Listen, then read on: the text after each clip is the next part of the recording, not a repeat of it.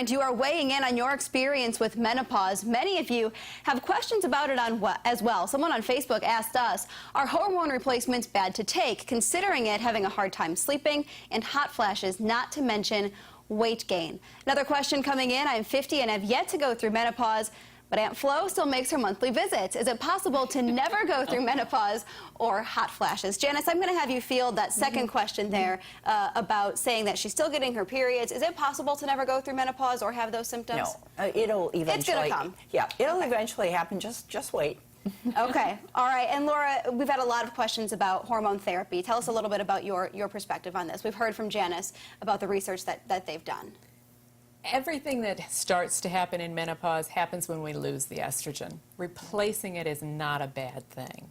And it certainly makes our life much easier, makes the transition easier, and I think it is something every woman who's having any troubles with her menopause should come in and talk to her provider about, and weigh the options with your provider as to what your own personal health history is and what you want and what you're looking for.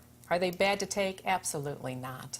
Okay, now we were talking a little bit about the symptoms that some women have, and Laura, you mentioned that we were talking a little bit about this, wondering if women are waiting until these symptoms get so severe and so bad, if most of us should start seeing our doctor earlier about these symptoms. I think many women are taught to be quiet and not talk about this.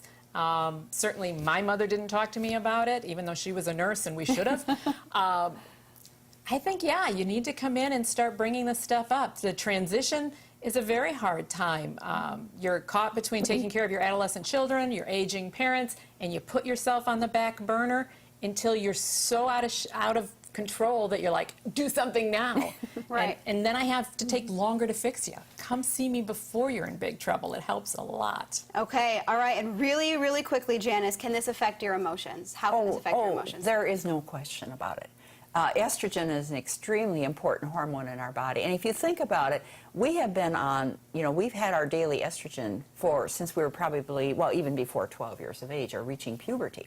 And then our body has expected to have this hormone present. And it does so many different good things in our body. And then all at once it's taken away from us.